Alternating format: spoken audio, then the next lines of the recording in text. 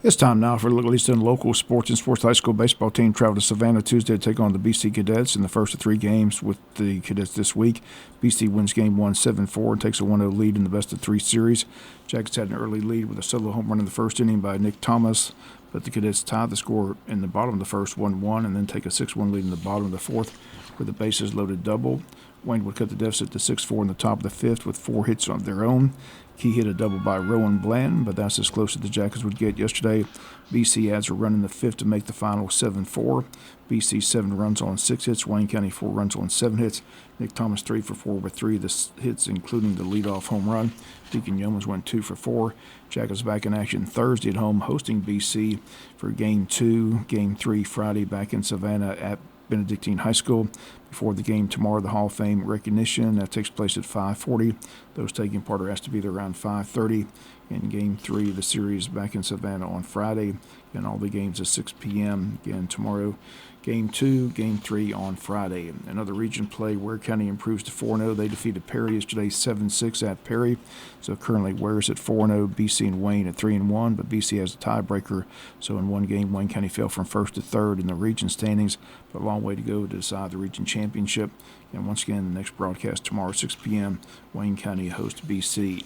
Wayne County tennis teams host the South Effingham Tuesday. The South Effingham boys and girls win both matches. The South Effingham girls win 3-2. Their boys win 4-love. Varsity soccer team down in Savannah taking on BC. While the baseball game was going on, BC wins that soccer match yesterday by a final of 3-0. This Saturday at 6 p.m. at the James Vans Lake House is the annual Wayne County Touchdown Club's $10,000 drawing. Touchdown Club says there are just a few tickets left. Tickets are $100 each. If you're interested in purchasing one of those tickets before Saturday, you can call Michael Lewis at 912-202-6194 or Holly Lane at 912-424-7206. Once again, just a few tickets left. And also stop by Prime South Bank. Katie may have a few tickets left as well. Once again, the drawing set for this Saturday, 6 p.m. at the James Vans Lake House. NCAA March Madness begins tomorrow, runs through Sunday. They'll have it down to the Sweet 16 by Sunday evening.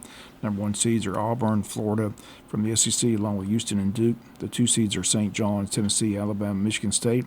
14 of the 16 teams from the SEC made the tournament. Only LSU and South Carolina not in the March Madness.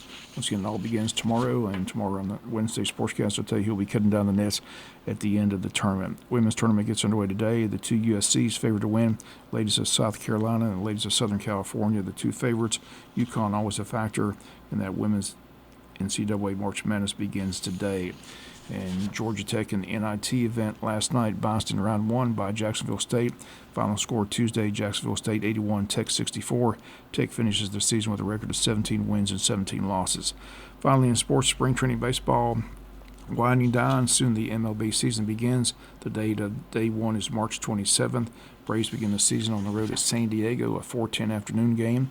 Once again, for the 55th straight year, WIFO FM will be your home of Atlanta Braves baseball. If you'd like to be a sponsor of Braves baseball, call the station after 9 a.m., 912-427-3711.